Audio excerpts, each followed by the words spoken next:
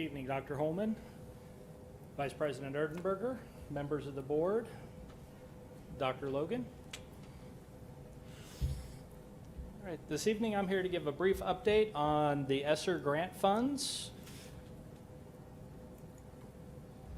So, to ground us all, we had 4 fundamental guiding principles for the financial administration of this program: transparency, compliance, risk mitigation, and project management.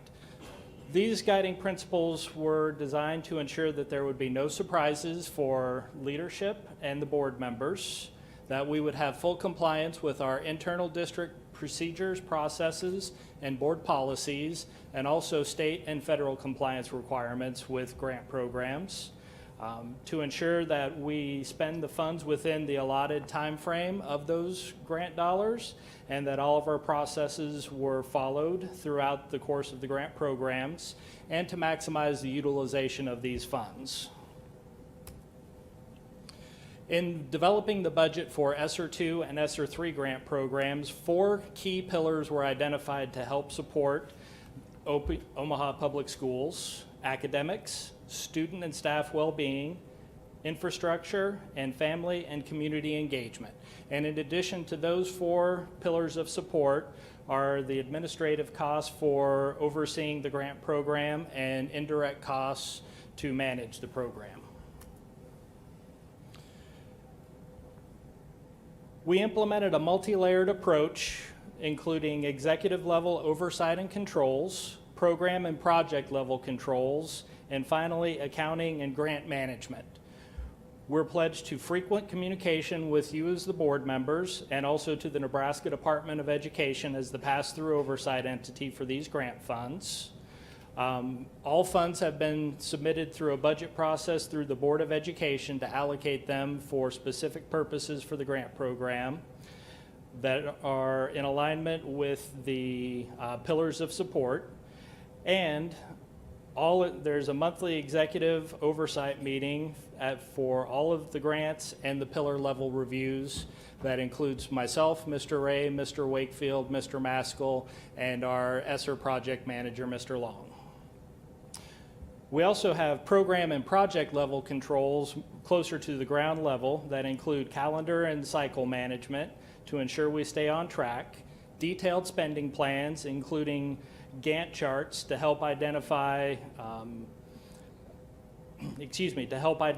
steps within the individual processes and key steps that need to be taken before next steps, and also project level dashboards and reviews on a frequent basis with frontline staff that are responsible for implementing the programs. Often on a monthly basis, definitely on a every other month basis. And lastly, we have our accounting and grants management controls, including review of the coding of all ESSER transactions to ensure that they are coded properly for reimbursement. Often and frequent submission of reimbursement requests to the Nebraska Department of Education. We've been operating on a quarterly cadence with those reimbursement requests, but now that we are seeing our expenditures ramp up, we will be moving to a monthly cadence submitting those requests.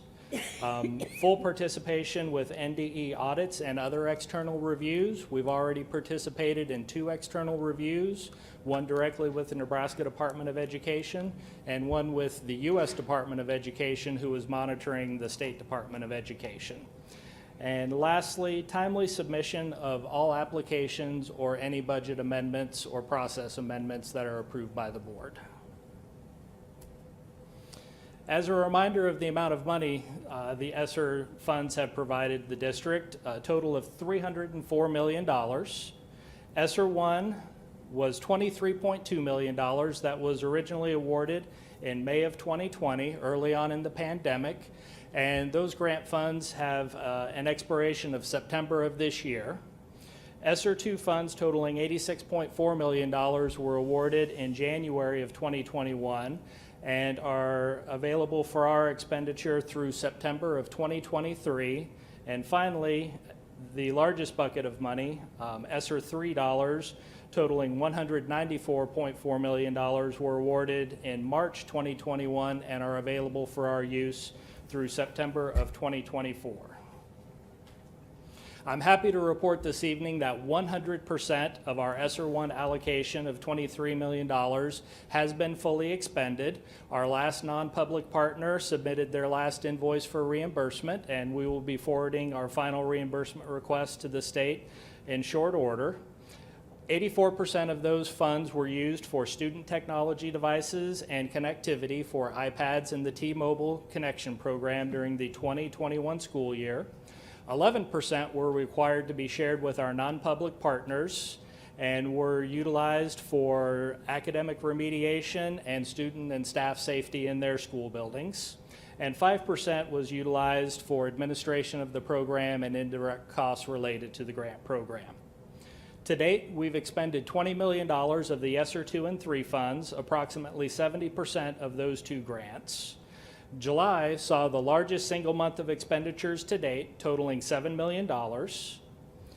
The two major buckets of that $20 million spent to date are for Next Level Learning, $6 million for curriculum for this summer, and also for operating costs for the entire second session of Next Level Learning and middle school costs for the first session, and $11 million in technology, primarily device connectivity during the 21-22 school year. We also have program activity across all pillars and focus areas at this point in time. The bottom half of the slide is a snapshot of the ESSER program executive dashboard that is updated monthly and reviewed. That includes a breakout of each of the three programs, the authorized amount, the amount dispersed through July 31st in this case, the amount committed through either purchase orders, contracts, or memorandums of understanding, and also activities that are in the planning stage for future expenditures. You'll note the remaining column is 0, as it should be, as all funds have been budgeted and purposes identified for those. Here's a pie chart of the activities specific to ESSER 1. We spent $10 million on iPads for our students in the summer of 2020.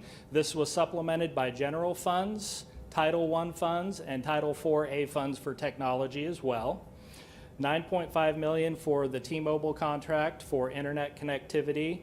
And as I stated earlier, $2.5 million for our non-public partners and $1.1 million for administration of the program. The allocations for ESSER 2 are all in for Pillar 1 initiatives for academic recovery, and that includes retention stipends for our teachers for this upcoming school year, $4,500 for each full-time employee and $2,750 for each part-time employee. It also includes student internet connectivity totaling $19.7 million. That includes amounts spent last year and the upcoming school year. $11.3 million for curriculum adoption. Those adoptions are currently being field tested, and a recommendation will be brought to the board in the spring or summer of '23.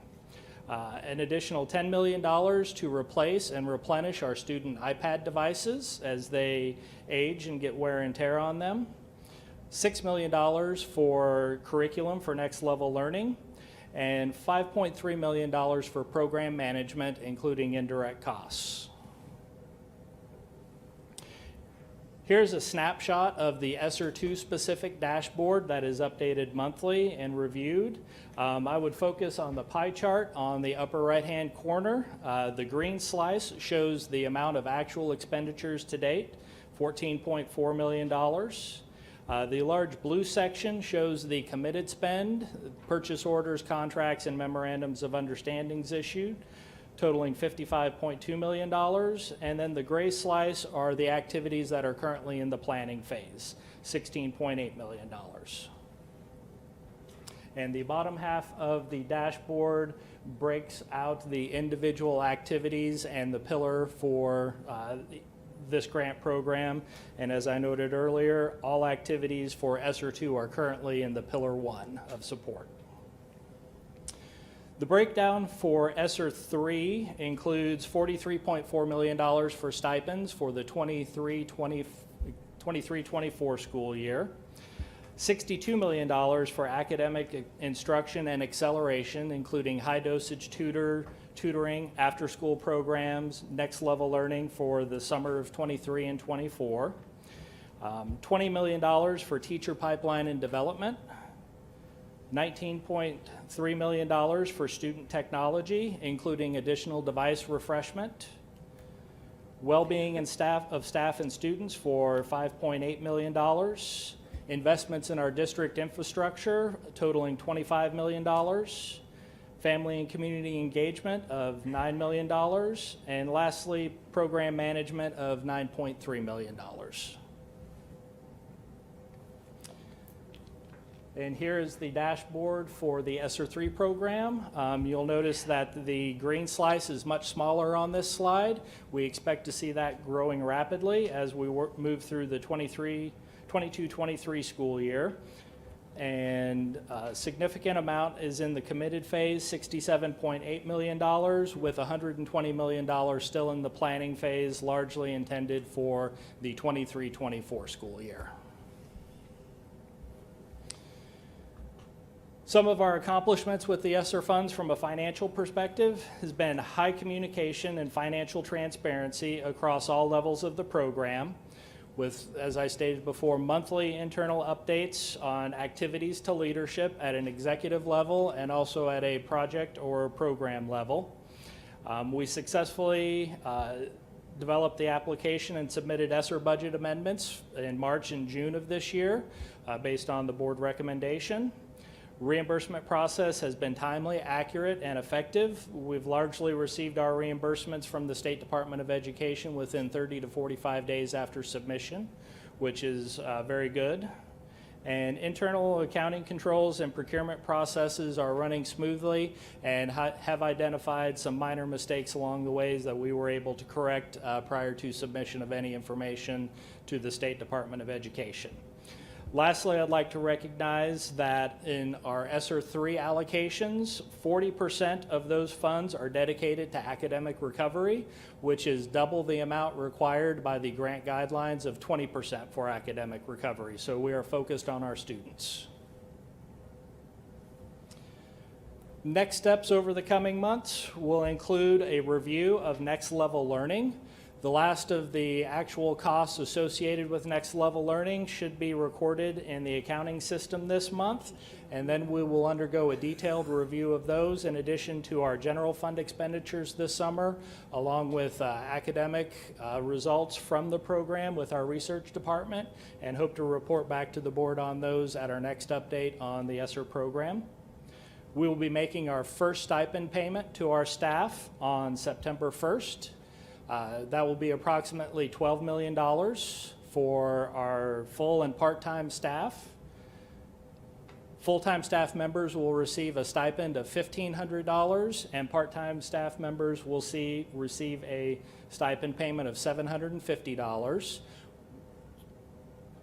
We will also begin working in earnest on the high-dosage tutoring and after-school programs and get those ramped up for our students during the 22-23 school year and into the 23-24 school year. And over the next 3 months, we will be focusing on those areas that are still in the planning stage to get financial traction on those and get those initiatives started and in process and into that committed bucket with contracts or purchase orders issued on those.